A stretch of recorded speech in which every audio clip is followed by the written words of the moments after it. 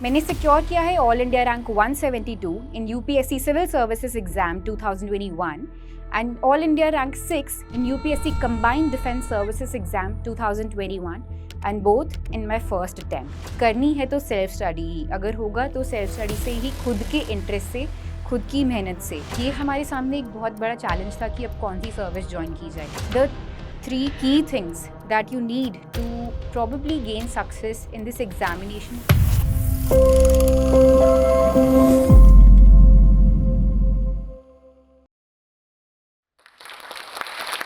11th September 2018. I vividly remember this day as my college freshers, where we were given these cute little bookmarks. उन bookmarks पे एक quotation लिखा हुआ था जो कि रॉबर्ट कोलियर ने कहा था. That quotation was, "Success is the sum total of small efforts repeated day in and day out." जैसे ही मैंने ये कोटेशन पढ़ा, कुछ लगा कि इसे शायद मुझे अपने साथ रखना चाहिए। वो बुकमार्क आज भी मेरे पास है। While success is a relative term, I think this quotation is what happened with me. Hi, my name is Simran Bharadwaj, and I'm here to discuss the usual old enigma, UPSC. मैंने secure किया है all India rank 172 in UPSC civil services exam 2021 and All India rank 6 in UPSC Combined Defense Services Exam 2021 and both in my first attempt. इस exam को clear करने की journey शुरू हुई मेरे कॉलेज टाइम से ही। बचपन से ही एक आर्मी एनवायरनमेंट में बड़े होने के कारण एक एहसास हो गया था कि अगर कुछ करना है तो कुछ ऐसा करना है जिससे सिर्फ मेरा ही नहीं बल्कि देश का भी कुछ फ़ायदा हो सके। In my family, I have my brother, जो कि अभी स्कूल में है, my father who serves in the Indian Army, and my mother who's my foundation. तो जैसे जैसे बड़े होती गई वैसे वैसे ये पेट्रियटिज्म और बढ़ता गया। जब रूम में कोई लाइट ऑन छोड़ देता था तो हमेशा मैं ये कह के लंबा सा स्पीच दे देती थी कि देश का कितना नुकसान हो रहा है इसके कारण। और जब एग्ज़ाम की तैयारी शुरू हुई तब भी आई डिसाइडेड दैट इस तैयारी को मैं अपने आप से बड़ा रखूँगी। This will not be just about my self but I will make the stakes greater. I will make the stakes associated with my family, with my society, with my country. अगर इस तैयारी के पीछे कोई मोटिवेशन है, अगर किसी का सबसे बड़ा हाथ है तो मैं ये पूरा श्रेय अपनी मम्मा को देना चाहूँगी। बचपन से ही उन्होंने मुझे मोटिवेट किया कि मैं अपने आप को ज़्यादा स्ट्रॉन्ग, ज़्यादा डेडिकेटेड और हार्ड वर्किंग बनाऊँ। और ये मेरे लिए स्पेशल है क्योंकि ये सब उनके लिव्ड एक्सपीरियंसेस से आता था। समाज के जिस हिस्से से हम आते हैं, मैं हरियाणा के एक छोटे से गाँव से हूँ, तो मम्मा को काफ़ी जल्दी ये एहसास हो गया था कि यहाँ लड़कियों को बहुत मेहनत करनी पड़ती है to forget about making her opinions count, but to even lead a dignified life. तो मम्मा हमेशा चाहती थी कि मेरी एक ऐसी पोजीशन हो, मैं इतना हार्ड वर्क करूँ कि मेरी voice it can make a difference. उनकी प्रेरणा, मेरी फैमिली का सपोर्ट और ये चीज़ कि मैंने स्टेक्स अपने से बहुत ज़्यादा बड़े रख लिए थे। अपने आप को तो मैंने एक मामूली हिस्सा बना दिया था बस इस एग्ज़ाम का। तो ये सब मुझे मोटिवेट करता गया to keep working in the right direction. जैसे जैसे बड़े होते गए वैसे वैसे एहसास होता गया कि अगर समाज के लिए, देश के लिए कुछ करना है, अपनी आवाज़ बनानी है, तो यूपीएससी का एग्ज़ाम एक ऐसी परीक्षा है जो हमें उस ओहदे तक पहुंचा सकता है। और ये मुझे हाल ही में पता चला एग्ज़ाम क्लियर करने के बाद ही कि 2015 में जब मैं सिर्फ 10वीं क्लास में थी, तभी मेरी मम्मा ने एक विश लिस्ट पे लिख के रख दिया था कि मैं सिविल सर्वेंट बन जाऊँ मेरे लिए। तो ये एक कह सकते हैं आपकी स्पेशल मोमेंट रहा। फिर जब 11th एंड 12th हुई तो कॉम्पिटिटिव एग्ज़ाम्स, एंट्रेंस एग्ज़ामिनेशंस का हर तरफ शोर होता है। उसमें कुछ ज़्यादा लक नहीं रहा। Then I came to DU, जहाँ पे ये क्लियर हो गया था कि करना है तो civil services. And one thing that is very very vital is that I decided that I will take the exam right after graduation. मैं एक भी साल डिले नहीं करूँगी, मैं जितना जल्दी हो सके उतना जल्दी मैं एग्ज़ाम में अपीयर करूँगी। तो इसी को मद्देनज़र रखते हुए और ये success is the sum of small efforts को मद्देनज़र रखते हुए मैंने अपनी जर्नी स्टार्ट की। यूपीएससी के लिए मैंने सबसे पहले जो काम किया वो यह था कि मैंने कम से कम 40 या 50 टॉपर्स की वीडियोस देखी। उनकी वीडियोस देखने के बाद मुझे एहसास हुआ कि there is a common minimum plan that all of them are following, और मैंने धीरे-धीरे अपने आप को इस प्लान की तरफ ढालना शुरू किया। वहीं कुछ ऐसा हुआ कि मैंने कॉलेज में किसी क्विज़ कॉम्पिटिशन में पार्ट लिया था, जहाँ पे मुझे पुरस्कार मिला था, जो कि पुरस्कृत करने आई थी इल्मा अफ़रोज़ आईपीएस मैम। उनसे मुलाकात करके, उनसे बात करके थोड़ा और इंस्पिरेशन मिला कि जो ये यूपीएससी का एग्ज़ाम है, शायद यही सही रहेगा। तो मुलाकात करने के बाद जो तैयारी है, वो और ज़ोरों-शोरों से शुरू हो गई। फिर तैयारी के दौरान मैंने आइडेंटिफ़ाई किया एक शीट से, जहाँ पे मैंने अपना स्वॉट बना लिया कि मेरी स्ट्रेंथ्स, वीकनेसेस, अपॉर्च्युनिटीज़ और थ्रेट्स क्या है। जहाँ पे मुझे सबसे बड़ा चैलेंज ये दिख रहा था कि मुझे रोज़ाना कॉलेज भी जाना था, और मेरा काफ़ी प्रैक्टिकल कोर्स था जर्नलिज़्म का, जो कि यूपीएससी से ज़्यादा एसोसिएटेड भी नहीं है, और साथ ही साथ हमें बहुत ज़्यादा रिसर्च और प्रैक्टिकल्स भी करने पड़ते हैं। तो 9 टू 5 कॉलेज, और ये practicals, homework, travelling to college, back to hostel, ये सब थोड़ा चैलेंजिंग लग रहा था कि कैसे होगा, और साथ ही साथ the baggage of expectations and failures and of not rising up to one's own potential, ये भी साथ ही साथ चलता रहा। तो परंतु आई थिंक इसमें जो मेरा सबसे ज़्यादा साथ दिया वो मेरी मम्मा ने ही दिया। जब लॉकडाउन लगा तब मैंने ये डिसाइड कर लिया था कि अब फुली फाइनल ईयर के स्टार्ट से अपने आप को डेडिकेट कर देना है प्रिपरेशन में। तो मैंने धीरे-धीरे अपनी बेसिक्स बुक्स कवर करना स्टार्ट की, परंतु मैंने साथ ही में अपने जो इंटरेस्ट, जो क्विज़िंग, स्पीकिंग, डिबेटिंग थे, उन्हें भी कंटिन्यू रखा, क्योंकि मुझे लगता है अगर मैं वो सब नहीं करती तो जर्नी मेरे लिए काफ़ी मोनोटोनस हो जाती, और मैं अपना जो यूनिक पर्सपेक्टिव है वो इस प्रिपरेशन में ऐड करना चाहती थी। तो इन सब के चलते-चलते मुझे मज़ा आने लगा तैयारी करते हुए। रोज़ की हिस्ट्री, रोज़ की ज्योग्राफी पढ़ते हुए, क्लाउड्स को आइडेंटिफ़ाई करना, गॉर्जेस को देखना, हिस्ट्री के टेम्पल्स को देखना, इसमें इतना मज़ा आने लगा कि ये तो एग्ज़ाम है, परंतु ये सब तो शायद मैं ज़िंदगी भर पढ़ सकती हूँ। अ, इसी के कारण जो थोड़ी बहुत स्ट्रैटेजी जो मैंने बनाई थी, वो फ़ॉलो करना भी मेरे लिए आसान होता गया, क्योंकि मुझे पढ़ना मेहनत नहीं लग रहा था। घर पर बैठे-बैठे कॉलेज की ऑनलाइन क्लासेस तो चल ही रही थी, रोज़ के काम कर रहे होते थे, होमवर्क जो मिलता था, जो प्रैक्टिकल्स मिलते थे। लेकिन इसके साथ-साथ ही अपनी यूपीएससी की प्रिपरेशन को कंटिन्यू करना भी बेहद ज़रूरी था। कॉलेज में मैंने देखा था कि कई सारे बच्चों ने अपने आप को कोचिंग में एनरोल कर लिया था। लेकिन मुझे उन सब के लिए टाइम नहीं मिल पाता था, तो ये डिसाइडेड था फर्स्ट टाइम से ही कि करनी है तो सेल्फ स्टडी ही, अगर होगा तो सेल्फ स्टडी से ही, खुद के इंटरेस्ट से, खुद की मेहनत से। ये सारा एफर्ट जाएगा एग्ज़ाम को पहचानने में, एग्ज़ाम के लिए अपने आप को रिफ़ाइन करने में। यही अपने आप को बार-बार ध्यान दिलाते हुए मैंने अपनी प्रिपरेशन जो है वो जारी रखी। साथ ही मेरी मदद करते गए मेरे मम्मा, मेरे पापा, मेरे भाई, जो छोटे-छोटे सवाल आके मुझसे पूछ लेते थे। रैंडम सवाल कि ये आर्टिकल में क्या है, उस कॉन्स्टिट्यूशन में कब ये अमेंडमेंट हुआ था, न्यूज़ में क्या चल रहा है। तो इससे प्रिपरेशन बहुत ही फन और इंटरेस्टिंग बनी रही, जिससे हम रोज़ाना एक-दूसरे से क्वेश्चन्स वगैरह करते रहते थे।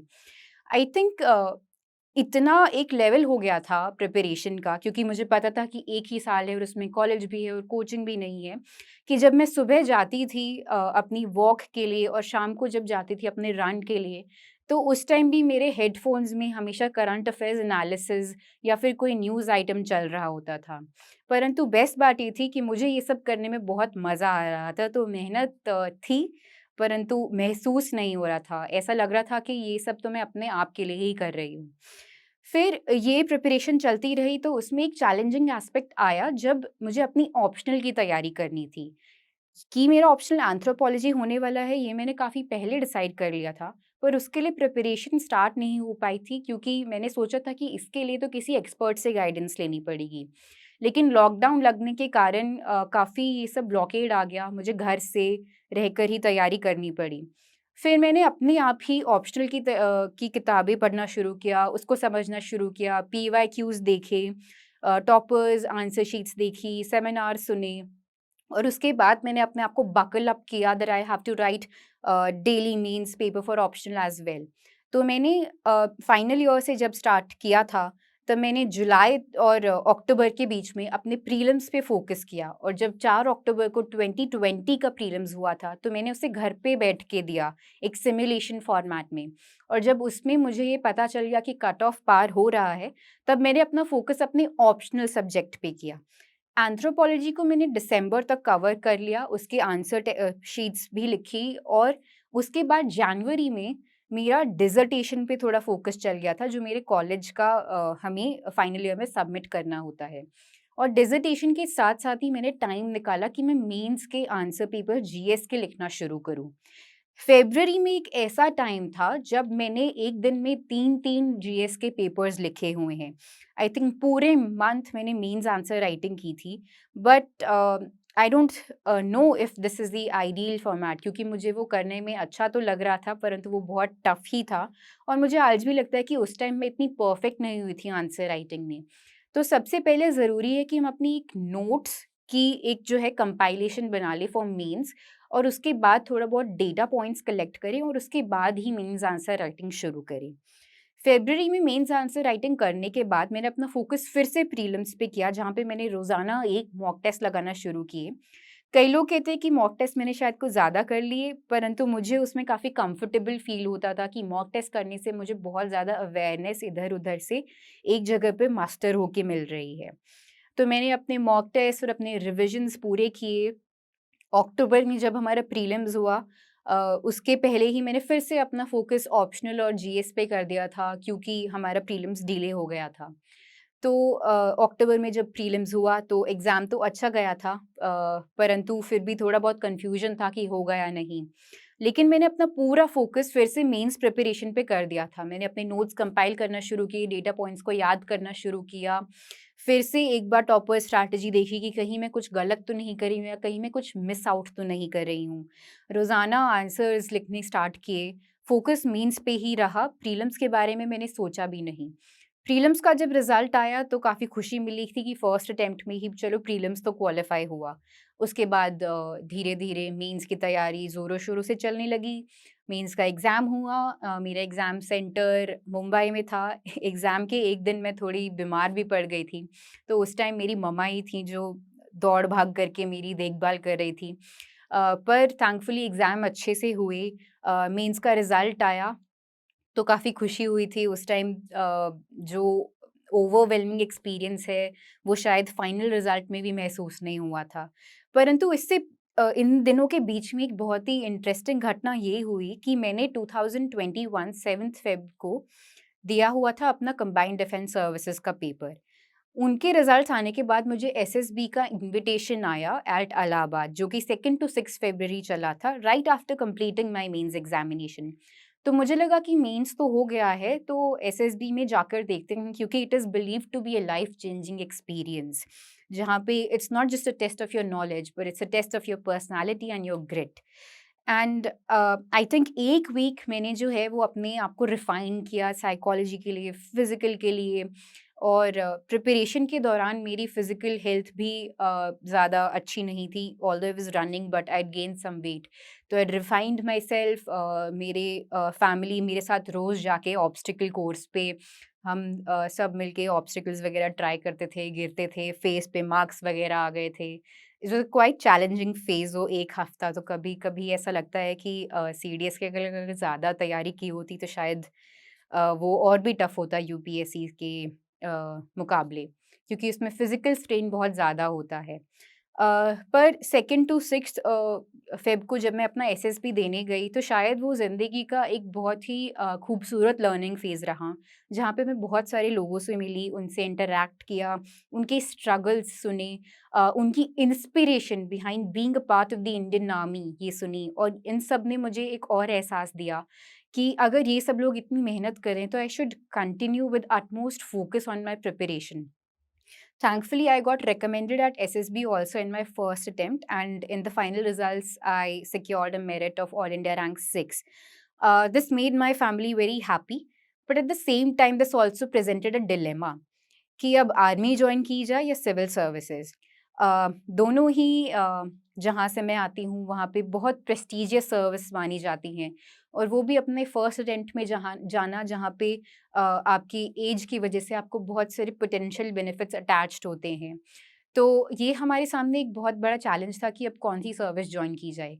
पर क्योंकि बचपन से ही था कि सिविल सर्विसेज़ में जाना है, तो अपने इस डिसीज़न पे को मैंने रिवाइज़ किया, फिर से अपने आप को याद दिलाया कि मेरा मोटिव क्या था, अपने पेरेंट्स को कन्विंस किया, and they were also very happy and supportive कि I stood by my decision of appearing in the civil services exam. तब तक मेंस का रिज़ल्ट भी नहीं आया था, तो हम श्योर भी नहीं थे कि इंटरव्यू देने का मौका मिलेगा या नहीं। पर उस मौके को मैंने जाने दिया, आर्मी में जाने को, और फिर मैंने अपना मेंस का जब रिज़ल्ट देखा तो काफ़ी खुशी हुई, और उसके बाद इंटरव्यू की तैयारी शुरू की। इंटरव्यू की तैयारी एक बहुत ही मज़ेदार एस्पेक्ट होता है इस एग्ज़ाम का, और शायद मेरा सबसे favourite aspect, and this also reflected in my marks wherein I have secured 201 in the interview. और ये एस्पेक्ट मेरे लिए बहुत ही फ़न था। इंटरव्यू रूम में जब मैं गई, तो हमारा जो पैनल था वो काफ़ी जो है, it was an experienced panel. Initially I was a bit doubtful whether they would appreciate the fact that maybe I am inexperienced और समथिंग लाइक दैट, बट उनसे इंटरैक्ट करने के बाद ऐसा महसूस ही नहीं हुआ कि कोई क्वेश्चन आंसर सेशन था। It felt more like a panel discussion. और मेरे लिए सबसे इंटरेस्टिंग पार्ट ये है कि इंटरव्यू के दौरान मैंने 2-3 ऐसी बातें कह दी थी जिस पे पैनल को काफ़ी हँसी भी आ गई थी। तो ऑल्दो मुझे पॉज़िटिव वाइब्स आ रही थी, पर फिर भी ऐसा लग रहा था कि बाद में वो कहना चाहिए था या नहीं। पर इंटरव्यू के बाद ऐसा लग रहा था कि सिलेक्शन के चांसेस हो सकते हैं, और फाइनली जब रिज़ल्ट आया तो that moment probably can't be put in words. इससे पहले मेरे रिलेटिव्स को नहीं पता था कि मैंने एग्ज़ाम दिया, और फिर फाइनली अचानक से जब उन्हें पता चला कि अब मुझे आईपीएस में सर्व करने का मौका मिलेगा, तो सब लोग काफ़ी खुश हो गए थे। मेरी नानी के गाँव में मेरे मामा जी ने हर जगह लड्डू बँटवाने शुरू कर दिए थे। तो उस मोमेंट से पता चला कि खुशी का एसेंस तभी होता है जब हम उसे किसी के साथ बाँटें। तो ये थी मेरी जर्नी, और अगर मैंने इससे कुछ सीखा है और मेरा कोई एक्सपीरियंस इससे रहा है, तो वो 3 चीज़ें हैं जो मैं आप सभी के साथ शेयर करना चाहूँगी। The 3 key things that you need to probably gain success in this examination is: number 1, utmost focus. During this phase, you should be the personification of a laser sharp focus. आपको अपने आप को याद दिलाना है कि ये 1 या 2 साल आप कड़ी मेहनत कर ले, तो आप आगे जाके अपने लिए बहुत सारे मौके बना सकते हैं। Second thing is consistency and constituency. आपको हमेशा एक सिमिलर स्टेट ऑफ माइंड में रहना है, और अपने आप को याद दिलाना है कि आपको अपना डेली का काम करते जाना है कंसिस्टेंट होके। आपको एक भी दिन मिस नहीं करना है जहाँ आपने पढ़ाई नहीं की, या आप कुछ और करना भूल गए, या फिर अगर आपने डिसाइड किया था कि आप आज एक टेस्ट करने वाले हैं, तो आपने उसे कन्वीनियंटली स्किप कर दिया। And third thing that you need for having a happy journey through this exam is emotional detachment from this exam, because at the end of the day it's just another exam. It's meant for qualifying by people like you and me. तो आप इसे कोई बहुत बड़ी चीज़ समझ के ना चले, जो आपके लिए कन्वीनियंट हो आप उसे वो समझे, एक एग्ज़ाम समझे, एग्ज़ाम की तरह इसकी तैयारी करें। आई थिंक अगर आप ये 3 चीज़ें जो हैं वो अपने ध्यान में रखेंगे, तो you will have a happy comfy journey through out the preparation for this exam. और एंड में मैं एक लाइन जो है वो शेयर करना चाहूँगी। So Saina Nehwal has been a personal inspiration for me because she also comes from Haryana, and she had also, well, no, not comparing myself to her, but her journey has always been an inspiring one for me. तो उनकी biography में मैंने एक line सुनी थी एक गाने में, वो है, मांगने वाली चीज़ नहीं है मौका उसका जिसने छीना। तो आपको ये याद रखना है कि इस पूरी जर्नी में you have to stay very strong and very hardcore, and then only you will achieve success. So I sincerely hope कि इस जोश टॉक्स यूपीएससी के माध्यम से मैंने अपनी जो जर्नी आप लोगों के साथ शेयर की है, अपनी स्ट्रैटेजीज बताई है, और अपने लेसन्स भी आप लोगों से शेयर किए हैं, वो आपके किसी काम आए और आपको इससे कुछ सीखने को मिला होगा। All the best from my side, and may you see success soon.